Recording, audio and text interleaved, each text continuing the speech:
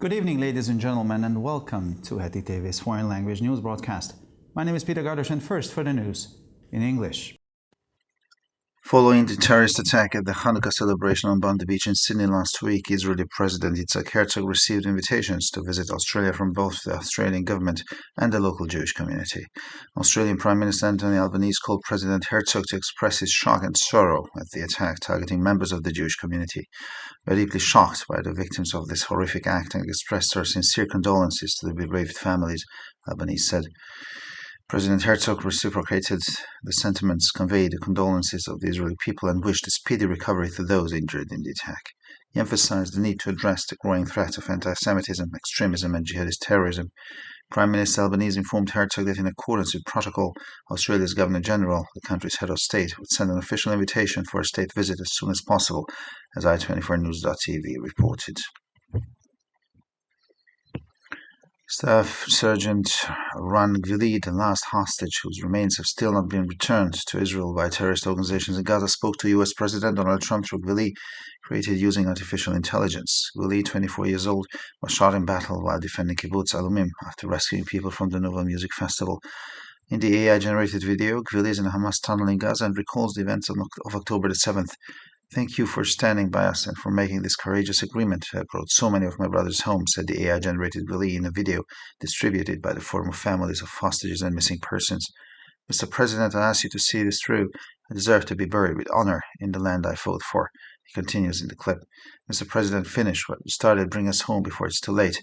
Gvili's mother, Talik, said in a statement that it is both moving and sad to see and hear when he's speaking in his own voice. After a 2-year hiatus due to the war in Gaza, pilgrims and tourists are welcome back to Bethlehem, the birthplace of Jesus, for Christmas. The 2 years of fighting's Christmas will be celebrated this year in the Holy Land during a fragile ceasefire. A few days before the holiday, Cardinal Pier Battista Pizzaballa, Latin Patriarch of Jerusalem, visited the Gaza Strip for 3 days for the 4th time since the outbreak of the war, where he met with the shrinking Christian community in the area. Before the war, there were about 1,700 Christians living in the Gaza Strip, but most of them fled, and now there are only about 600 left. For more than 2 years, almost the entire community has been living in a church complex on the grounds of the Holy Family Church in Gaza City. At the end of September 2023, a week before the outbreak of the war, Pope Francis appointed the leader of the Catholics in the Holy Land as a cardinal, the first time in the history of the Patriarchs of Jerusalem. In the middle of the week, Israeli troops demolished the house of a Palestinian terrorist who carried out a deadly knife and shooting attack in Judea and Samaria in July. In the July 10 attack, Mahmoud Abed and Malik Salem stabbed to death a security guard, 22-year-old Saliv Zvuluni, in front of a supermarket at the Gaza Etzion Junction. The terrorists then took to the guard's pistol and exchanged fire with a soldier and an armed civilian until they were killed. According to the army, Salem's house in the village of Bazaria in Samaria was demolished. After lengthy negotiations, Ukraine and the United States have prepared a revised draft peace plan aimed at ending the total war launched by Russia. The previous 28-point proposal, which may believe pushed Ukraine towards capitulation, has been transformed into a 20-point framework, which President Volodymyr Zelensky presented to reporters. In addition, a draft trilateral security guarantee agreement between Ukraine, the United States, and Europe, as well as bilateral security guarantee agreement between Ukraine and the United States, have been developed. Another document, signed between Kyiv and Washington, focuses on economic cooperation and has been dubbed the Ukraine Prosperity Roadmap, according to an article in the Kyiv Independent, as reported by Origo. The protective shield built over the former Chernobyl nuclear power plant could collapse if another Russian strike hits the facility, which was damaged earlier this year, warned Serhiy Tarakanov, the plant's director. The disaster occurred in April 1986 in the fourth reactor of the Chernobyl nuclear power plant, resulting in the closure of the entire facility. On December 5th, the International Atomic Energy Agency announced that the protective structure preventing radiation leakage must be repaired urgently after a Russian drone attack severely damaged the steel structure at the beginning of the year. Tarakanov said that it could take 3 to 4 years to fully restore the defense system. He also said that if the site is hit again before the repairs are completed, the inner protective shell could collapse. Pope Leo XIV celebrated Mass on the evening of December 24th for the first time. Compared to his predecessors, the Holy Father began the ceremony later in St. Peter's Basilica, where prayers were recited in Tagalog and Igbo for the first time. The Mass celebrated on Christmas Eve began, as is traditional, at the entrance to St. Peter's Basilica with a Latin calendar hymn announcing Christmas. The statue of the baby Jesus placed in a manger. The main altar of the basilica was covered with a veil, which was lifted at the beginning of the ceremony. Children representing the continent placed flowers at the manger of the baby Jesus, while adult believers brought gifts to the altar. Children representing the continents placed flowers at the manger, while adult believers brought gifts to the altar. At the end of the Mass, accompanied by the children, the Pope placed the statue of the baby Jesus in the nativity scene built in the basilica itself. And finally, for the weather, sunny and cloudy weather is expected over the weekend. A strong cold front is expected to arrive on Sunday, bringing stronger winds across the country, accompanied by stormy gusts in the west. The average temperatures will be around -6 to +0 degrees Celsius in the morning and 1 to 5 degrees Celsius in the afternoon hours. For this information, please visit our websites at www.hettytv.com or breuerpress.com. So much for the news in English, and now we continue with the news in German.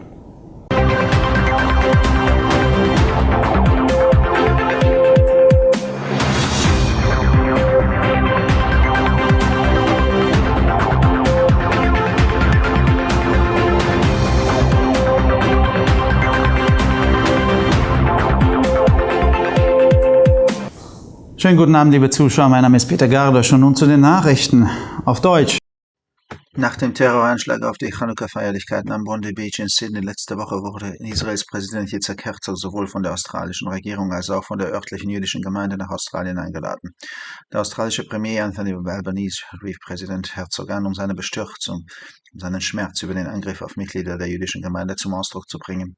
Wir sind zutiefst erschüttert über die Opfer dieses schrecklichen Tates und sprechen den trauernden Familien unser aufrichtiges Beileid aus, sagte Albanese. Präsident Herzog erwiderte diese Gefühle, übermittelte dem israelischen Volk sein Beileid und wünschte den Verletzten eine schnelle Genesung.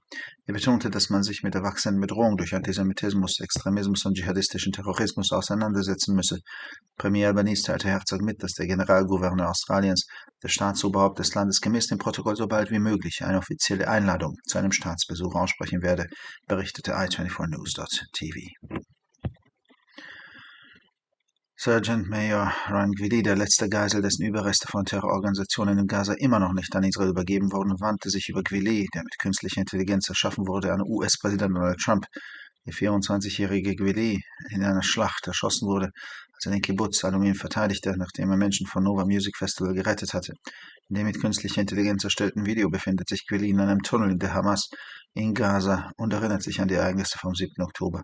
Danke, dass Sie sich für uns eingesetzt und dieses mutige Abkommen geschlossen haben, das so viele meiner Brüder nach Hause gebracht hat, sagte der künstliche Intelligenz Gvili, in dem vom Forum der Familien der Geiseln und Vermissten verbreiteten Video. Herr Präsident, ich bitte Sie, dies zu Ende zu bringen.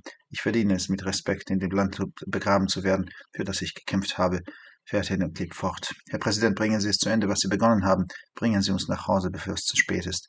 Gvilis Mutter Talik sagte in einer Erklärung, dass es bewegend und traurig zugleich sei, Rani mit ihrer eigenen Stimme sprechen zu sehen und zu hören.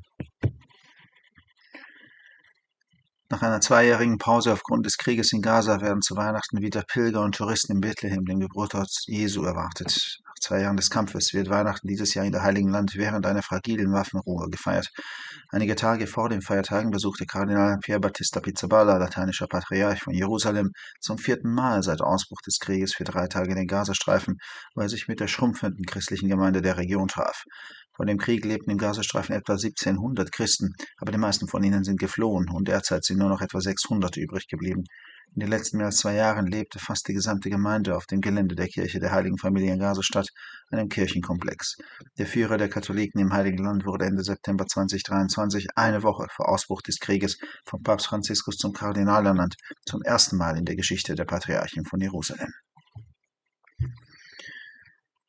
Mitte der Woche zerstörten israelische Truppen das Haus eines palästinensischen Terroristen, in dem Judäa und Samaria einen tödlichen Terroranschlag mit Messer und Schusswaffen verübt hatte.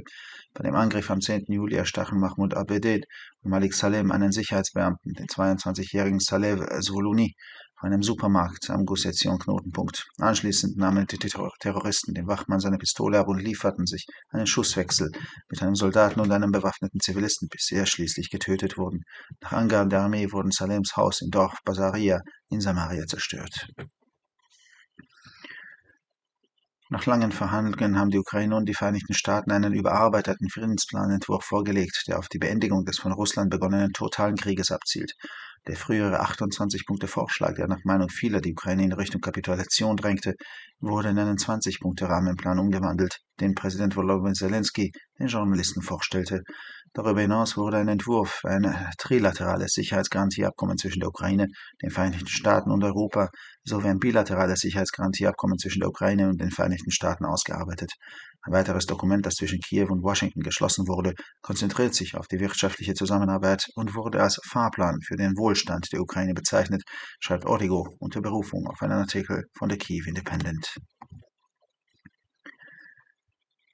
Der Schutzschild, der über dem ehemaligen Kernkraftwerk von Tschernobyl errichtet wurde, könnte sogar einstürzen, wenn die Anfang des Jahres beschädigte Anlage erneut von einem russischen Angriff getroffen wird, warnte Serhii Tarakanov, der Direktor des Kraftwerkes. Im vierten Reaktor des Kernkraftwerkes von Tschernobyl kam es im April 1986 zu einer Katastrophe, in deren Folge die gesamte Anlage geschlossen wurde. Die Internationale Atomenergiebehörde teilte am 5. Dezember mit, dass die Schutzvorrichtung, die das Austreten von Strahlung verhindert, dringend repariert werden muss, nachdem ein russischer Drohnenangriff zu Beginn des Jahres die Stahlkonstruktion schwer beschädigt hatte. Tarakanov erklärte, dass die vollständige Wiederherstellung des Schutzsystems 3 bis 4 Jahre dauern könnte. Er wies auch darauf hin, dass die innere Schutzhülle zusammenbrechen könnte, wenn der Standort vor Abschluss der Reparaturen erneut angegriffen würde. Zum ersten Mal hielt Papst Leo XIV. Die Abendmesse am 24. Dezember. Im Vergleich zu seinen Vorgängern beginnt der Heilige Vater die Zeremonie später in der Peterbasilika, wo zum ersten Mal auch Gebete in Tagalog und Igbo gesprochen werden. Die Heilige Abendmesse begann traditionsgemäß am Eingang der Peterbasilika und wurde mit dem lateinischen Kalendergesang eingeleitet, der Weihnachten ankündigt. Die Statue des Jesuskindes in der Krippe auf dem Hauptaltar der Basilika war mit einem Tuch bedeckt, das zu Beginn der Zeremonie entfernt wurde. Kinder, die die Kontinente repräsentierten, legten Blumen an die Krippe des Jesuskindes, während die erwachsenen Gläubigen Gaben zum Altar brachten. Am Ende der Messe legte der Papst die Begleitung der Kinder in die Statue des Jesuskindes in die in der Basilika aufgebauten Krippe.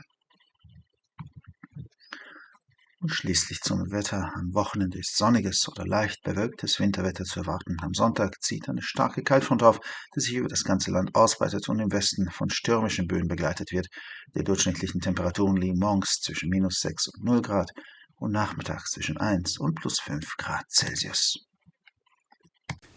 Für weitere Nachrichten besichtigen Sie bitte unsere Webseiten www.hettitv.com sowie www.breuerpresse.com. Ich bedanke mich für die Aufmerksamkeit und nun zu den Nachrichten auf Französisch.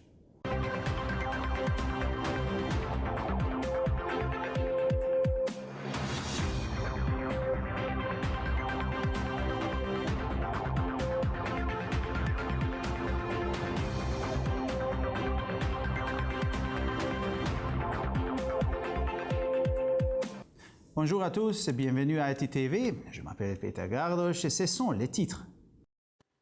À la suite de l'attaque terroriste perpétrée la semaine dernière lors d'une célébration de Hanouka à Bondi Beach à Sydney, le président israélien Yitzhak Herzog a été invité en Australie par le gouvernement australien et la communauté juive locale. Le premier ministre australien Anthony Albanese a appelé le président Herzog pour lui faire part de sa consternation, de sa douleur face à cette attaque visant les membres de la communauté juive. Nous sommes profondément bouleversés par les victimes de cet acte horrible et nous exprimons nos sincères condoléances aux familles en deuil, a déclaré M. Albanese. Le président Herzog a répondu à ces sentiments, a transmis les condoléances du peuple israélien et a souhaité un prompt rétablissement aux personnes blessées lors de l'attaque. Il a souligné la nécessité de lutter contre les menaces croissantes de l'antisémitisme, de l'extrémisme et du terrorisme djihadiste. Le premier ministre Albanese a informé M. Herzog que, conformément au protocole, le gouverneur général d'Australie, le chef de l'État, enverrait dès que possible une invitation officielle pour une visite d'État, a rapporté i24news.tv. Le sergent-chef Rangvili, dernier otage dont les restes n'ont toujours pas été remis à Israël par les organisations terroristes de Gaza, s'est adressé au président américain Donald Trump par intermédiaire de Gvili, créé à l'aide de l'intelligence artificielle. Gvili, âgé de 24 ans, a été abattu lors d'un combat alors qu'il défendait le kibbutz d'Alomim après avoir sauvé des personnes lors du festival de musique Nova. Dans la vidéo créée à l'aide de l'intelligence artificielle, Gvili se trouve dans un tunnel du Hamas à Gaza et se remémore les événements du 7 octobre.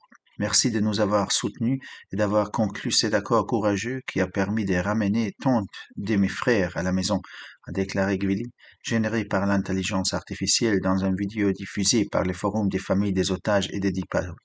Monsieur le Président, je vous demande de mener cela bien. Je mérite d'être enterré avec respect dans la terre pour laquelle je me suis battu, poursuit dans le clip. Monsieur le Président, terminez ce que vous avez commencé, ramenez-nous chez nous avant qu'il ne soit trop tard. La mère de Gvili, Talik, a déclaré dans un communiqué qu'il était à la fois émouvant et triste de voir et d'entendre Rani parler de sa propre voix. Après 2 ans d'interruption due à la guerre à Gaza, les pèlerins et les touristes sont à nouveau attendus à Bethléem, lieu de naissance de Jésus, pour Noël.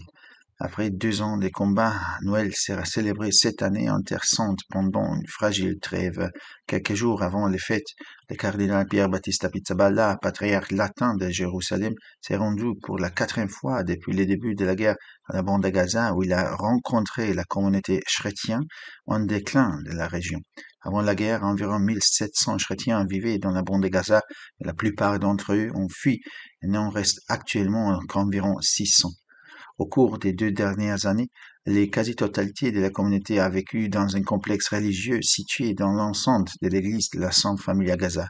À la fin du mois de septembre 2023, une semaine avant le déclenchement de la guerre, le pape François a nommé le chef des catholiques de Terre Sainte cardinal, une première dans l'histoire des patriarches de Jérusalem. Au milieu de la semaine, les forces israéliennes ont démoli la maison d'un terroriste palestinien qui avait perpétré en juillet une attaque terroriste meurtrière à l'arme blanche et à l'arme à feu en Judée-Samarie.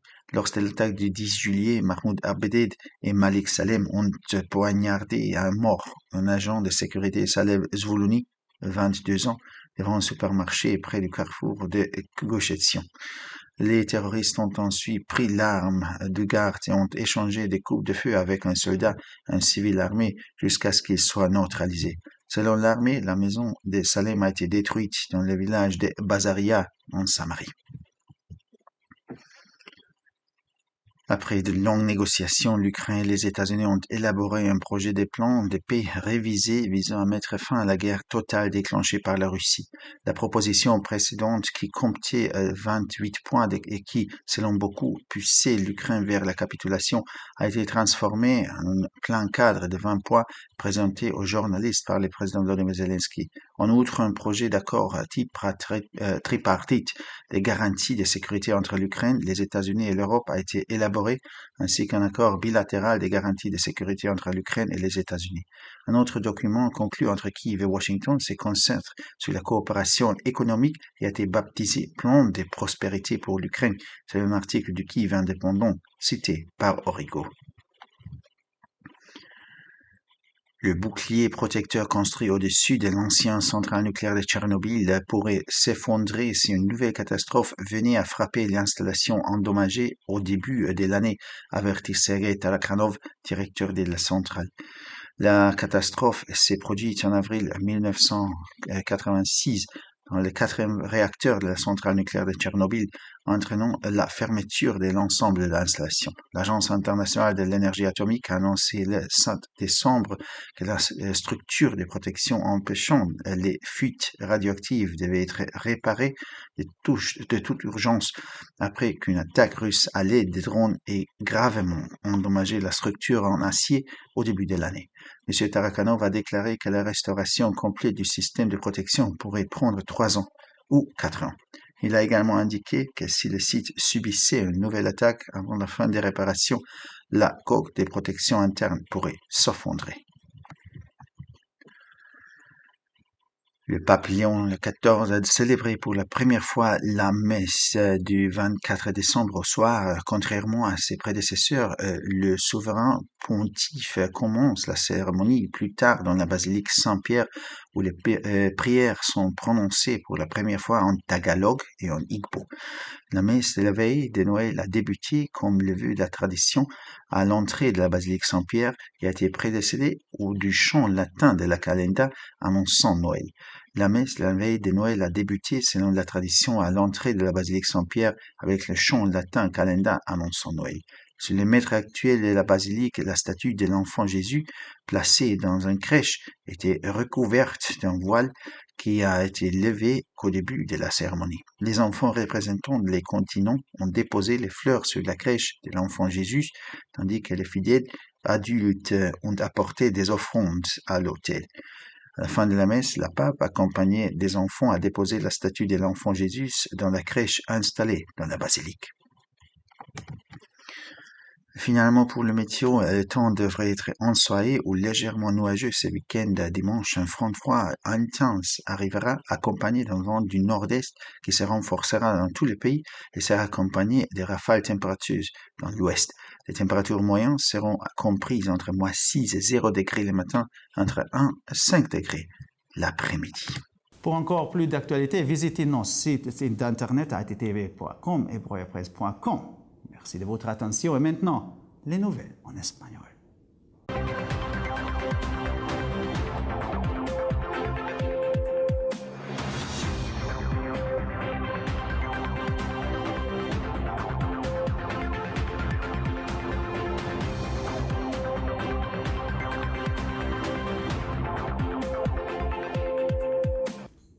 Buenas noches, damas y caballeros, y bienvenidos al programa de noticias en idiomas extranjeros de ETV. Mi nombre es Peter Gardos y estas son las. Tras el atentado terrorista perpetrado la semana pasada durante la celebración de Hanukkah en Bondi Beach, en Sydney, el presidente de Israel, Yitzhak Herzog, recibió una invitación para visitar Australia, tanto del gobierno australiano como de la comunidad judía local. El primer ministro australiano, Anthony Albanese, llamó al presidente Herzog para expresarle su consternación y dolor por el ataque contra miembros de la comunidad judía. Estamos profundamente conmocionados por las víctimas de este horrible acto y expresamos nuestro más sincero pésame a las familias en duelo, dijo Albanese. El presidente Herzog correspondió a estos sentimientos, transmitió las condolencias del pueblo de Israel y deseó una rápida recuperación a los heridos en el ataque. Hizo hincapié en la necesidad de abordar la creciente amenaza del antisemitismo, el extremismo y el terrorismo yihadista. El primer ministro Albanese informó a Herzog de que, de acuerdo con el protocolo, el gobernador general de Australia, jefe de Estado del país, enviará lo antes posible una invitación oficial para una visita de Estado, según informó i24news.tv. El sargento mayor Rangvili, el último rehén cuyos arrestos aún no han sido entregados a Israel por las organizaciones terroristas de Gaza, se dirigió al presidente estadounidense Donald Trump a través de Gvili, creado mediante inteligencia artificial. Gvili, de 24 años, fue abatido en combate mientras defendía el kibutz de Adumim tras rescatar a varias personas del Festival de Música Nova. En el video creado con inteligencia artificial, Gvili se encuentra en un túnel de Hamas en Gaza y recuerda los acontecimientos del 7 de octubre. Gracias por apoyarnos y por firmar este valiente acuerdo que ha traído a casa a tantos de mis hermanos, dice el Gvili, generado por inteligencia artificial en el video difundido por el Foro de Familias de Rehenes y Desaparecidos. Señor presidente, le pido que lleve este a cabo. Merezco ser enterrado con dignidad en la tierra por la que luché. Continúa en el clip. Señor presidente, termine lo que ha empezado. Tráiganos a casa antes de que sea demasiado tarde. La madre de Gvili, Talik, dijo en una declaración que es conmovedor y triste a la vez ver y oír a Rani hablar con su propia voz. Tras una pausa de 2 años debido a la guerra de Gaza, se espera que los peregrinos y turistas regresen a Belén, el lugar de nacimiento de Jesús, para celebrar la Navidad. Tras 2 años de combates, este año se celebra la Navidad en Tierra Santa durante un frágil alto el fuego.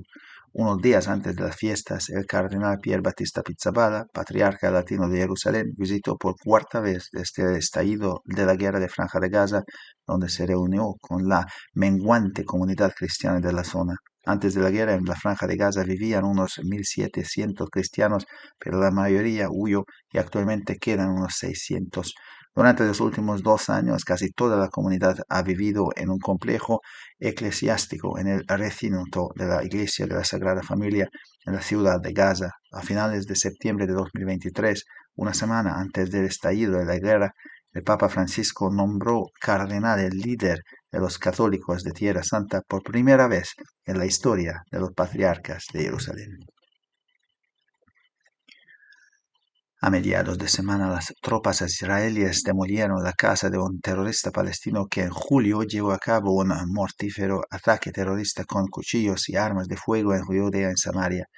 En el ataque del 10 de julio, Mahmoud Abed y Malik Salem apuñalaron hasta la muerte a un guardia de seguridad, Saleh Zuluni, de 22 años, frente a un supermercado en el cruce de Gus Sion. A continuación, los terroristas le quitaron la pistola al guardia y se enzarzaron en un tiroteo con un soldado y un civil armado hasta que fueron abatidos. Según informó el ejército, la casa de Salem fue demolida en la localidad de Bazaria, en Samaria. Tras largas negociaciones, Ucrania y Estados Unidos han elaborado un proyecto de plan de paz revisado que tiene por objeto poner fin a la guerra total iniciada por Rusia.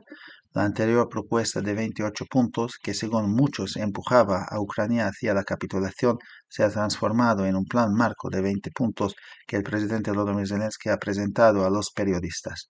Además, se elaboró un proyecto de acuerdo trilateral de garantías de seguridad entre Ucrania, Estados Unidos y Europa, así como un acuerdo bilateral de garantías de seguridad entre Ucrania y Estados Unidos. Otro documento elaborado entre Kiev y Washington se centra en la cooperación económica y se ha denominado Plan de Prosperidad para Ucrania, según informa Origo, citando un artículo de The Kyiv Independent. El escudo protector construido sobre la antigua central nuclear de Chernóbil podría derrumbarse si un nuevo ataque ruso alcanzara la instalación que ya sufrió daños a principios de año, advirtió Sergei Tarakanov, director de la central. En abril de 1986 se produjo la catástrofe en el cuarto reactor de la central nuclear de Chernóbil, a raíz de la cual se cerró toda la instalación. La Agencia Internacional de Energía Atómica anunció el 5 de diciembre que es necesario reparar urgentemente la estructura protectora que impide la fuga de la radiación después de que un ataque con drones rusos a principios de año dañara gravemente la estructura de acero. Tarakanov informó de que la restauración completa del sistema de protección podría llevar entre 3 y 4 años. También señaló que si se produjera un nuevo ataque antes de que finalizaran las reparaciones, la cubierta protectora interna podría colapsar. El Papa León XIV celebró por primera vez la misa de la noche del 24 de diciembre. A diferencia de sus predecesores, el Santo Padre comienza la ceremonia más tarde en la Basílica de San Pedro, donde por primera vez se recitan las oraciones en tagalo e igbo. La misma de Nochebuena comenzó, según la tradición, en la entrada de la Basílica de San Pedro y se inició con el canto latino de la calenda que anuncia la llegada de la Navidad. La misa celebrada en Nochebuena comenzó, según la tradición, en la entrada de la Basílica de San Pedro, con el canto de latín de la calenda que anuncia la llegada de la Navidad. En el altar mayor de la Basílica, la estatua del Niño Jesús, colocada en un pesebre, estaba cubierta con un velo que se levantó al comienzo de la ceremonia. Los niños que representaban a los continentes colocaron flores en el pesebre de Jesús, mientras que los fieles adultos llevaron ofrendas al altar. Al final de la misa, el Papa, acompañado por los niños, depositó la estatua de Jesús en el Belén construido en la basílica. Finalmente, por el tiempo, se prevé que el fin de semana sea soleado con nubes finas y sol invernal. El domingo llegará un fuerte frente frío que se intensificará en todo el país y habrá que prepararse para vientos del noreste, acompañados de rachas tormentosas en el oeste. La temperatura media habitual será de entre menos 6 y 0 grados por la mañana y de entre 1 y 5 grados por la tarde.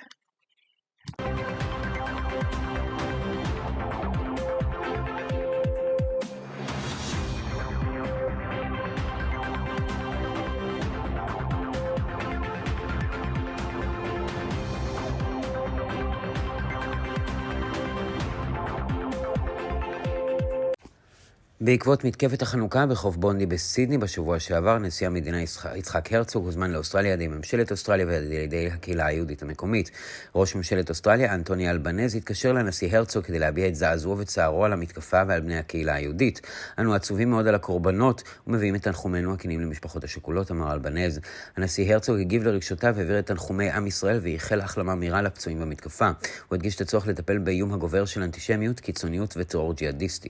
ראש ממשלה אלבנז הודיע להרצוג כי בהתאם לפרוטוקול מושל אוסטרליה, ראש המדינה יגיש הזמנה רשמית לביקור מדיני בהקדם האפשרי, כך דיווח i24news.tv. משפחתו של סמל רב רן גבילי, בן הערובה האחרון ששרידיו טרם הועברו לישראל על ידי ארגוני הטרור בעזה, שוחחה עם נשיא ארצות הברית דונלד טראמפ באמצעות גבילי שנוצר באמצעות AI.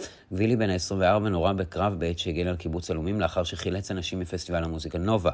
בסרטון שנוצר על ידי בינה מלאכותית, גבילי נמצא במנהרה של חמאס בעזה והזכיר את אירועי 7 באוקטובר. תודה לכם שעמדתם איתנו ועל כך שקראתם את ההסכם האמיץ הזה שהחזיר כל כך הרבה מאחיי הביתה, אמר גבילי, שנוצר על ידי בינה מלאכותית בסרטון שהופץ על ידי פורום משפחות בני הערובה והנעלמים. אדוני הנשיא, אני מבקש מכם להמשיך בכך, אני ראוי להיקבר בכבוד בארץ שלמענה לחמתי, הוא ממשיך בסרטון. אדוני הנשיא, סיים את מה שהתחלת, החזר אותי הביתה לפני שיהיה מאוחר מדי. אמו של גבילי, טלי, אמרה בהצהרה כי מרגש ועצוב לראות ולשמוע את רני מדבר. לאחר הפסקה של 2 עקב מלחמת עזה, צליינים ותיירים צפויים לחזור לבית לחם, מקום הולדתו של ישו, לחג המולד. השנה חג המולד נחגג בארץ הקודש במהלך הפסקת אש שברירית לאחר 2 של לחימה. מספר ימים לפני החג, הקרדינל פייר בטיסטה פיצבלה, הפטריארך הלטיני של ירושלים, ביקר ברצועת עזה בפעם הרביעית מאז פרוץ המלחמה למשך 3 ימים, שם נפגש עם הקהילה הנוצרית המצטמקת ברצועת עזה. לפני המלחמה היו כ-1,700 נוצרים ברצועה, אך רובם נמלטו, כעת יש רק 600. בשנתיים האחרונות כמעט כל הקהילה התגוררה במתחם הכנסייה בשטח כנסיית המשפחה הקדושה בעיר עזה. מנהיג הקתולים של ארץ הקודש מונה לקרדינל על ידי האפיפיור פרנציסקוס בפעם הראשונה בהיסטוריה של הפטריארכים של ירושלים בסוף ספטמבר 2023, שבוע לפני פרוץ המלחמה. כוחות ישראלים הרסו את ביתו של מחבל פלסטיני השבוע, שביצע פיגוע דקירה וירי קטלני ביהודה ושומרון בחודש יולי. בפיגוע ב10 ביולי דקרו מחמוד עבד ומליק סלם למוות מאבטח בשם סלם זבולוני, בן 22, מחוץ לסופרמרקט בצומת גוש עציון. המחבלים לקחו לאחר מכן את אקדחו של השומר וניהלו קרב יריות עם חייל ואזרח חמוש עד שנהרגו. צה"ל מסר כי ביתו של סלם נהרס בכפר בעזריה שבשומרון. לאחר משא ומתן ממושך, אוקראינה וארצות הברית ניסחו תוכנית שלום מתוקנת שמטרתה לסיים את המלחמה הכוללת שהתחילה רוסיה. ההצעה הקודמת בת 28 נקודות שלטענת רבים דוחפת את אוקראינה לכיוון כניעה, צומצמה לתוכנית מסגרת בת 20 נקודות, אותה הציג הנשיא ולודימיר זלנסקי לעיתונאים. בנוסף גובשה טיוטה של הסכם ערבות ביטחון תלת צדדי בין אוקראינה, ארצות הברית ואירופה, וכן הסכם ערבות ביטחון דו צדדי בין אוקראינה לארצות הברית. מסמך נוסף שנערך בין קייב לוושינגטון מתמקד בשיתוף פעולה כלכלי ונקרא מפת דרכים לשגשוגה של אוקראינה, מדווח אוריגו, תוך ציטוט מאמר בקייב אינדפנדנט. המגן שנבנה מעל תחנת הכוח הגרעינית לשעבר בצ'רנוביל עלול לקרוס אם תקיפה רוסית נוספת תפגע במתקן, שניזוק מוקדם יותר השנה, הסביר סרגי טרנקוב, מנהל המתקן. האסון התרחש בכור הרביעי של תחנת הכוח הגרעינית בצ'רנוביל באפריל 1986, מה שהוביל לסגירת המתקן כולו. הסוכנות הבינלאומית לאנרגיה אטומית הודיעה ב5 בדצמבר כי מבנה הבלימה המונע דליפות קרינה זקוק לתיקון דחוף, לאחר שתקיפת מזל"ט רוסית פגעה קשות במבנה הפלדה מוקדם יותר השנה. טרקנוב אמר כי ייתכן שיחלפו 3 עד 4 שנים לשקם את מערכת ההגנה במלואה. הוא גם אמר שאם האתר ייפגע ממתקפה נוספת לפני השלמת התיקונים, מעטפת ההגנה הפנימית עלולה לקרוס. האפיפיור לאו ה-14 ערך לראשונה את מיסת הערב ב-24 בדצמבר. האב הקדוש התחיל את הטקס במועד מאוחר יותר מקודמיו בבזיליקת פטרוס הקדוש, שם התקיימו תפילות לראשונה בטגלוג ובאיגבו. המיסה שנערכה בערב חג המולד החלה באופן מסורתי בכניסה לבזיליקת פטרוס הקדוש, והחלה בהמנון הלטיני הקלננדה המבשר את חג המולד. פסל ישו התינוק שהונח באבוס במזבח הראשי של הבזיליקה כוסה בתכריך שהוסר רק בתחילת הטקס. ילדים המייצגים את היבשות הניחו פרחים באבוס של ישו התינוק, ומאמינים בוגרים הביאו תרומות למזבח. בסוף המיסה, האפיפיור בליווי הילדים הציב את פסל ישו התינוק בסצנת המולד שנבנתה בבזיליקה. ולמזג האוויר, מזג אוויר שמשי עד מעונן חלקית שטוף שמש צפוי בסוף השבוע, חזית קרה תגיע ביום ראשון, יש להיות מוכנים לארוחות צפון מערביות מתגברות ברחבי הונגריה, בליווי משאבים סוערים במערב. הטמפרטורות חזויות להיות בין מינוס 6 ל-0 מעלות בבוקר, ובין 1 ל-5 מעלות אחר הצהריים. עד כאן החדשות להערב. לחדשות נוספות, אנא בקרו באתרי האינטרנט שלנו, ב-hetitv.com או broerpress.com. תודה רבה, ושתהיה לכם שבת שלום.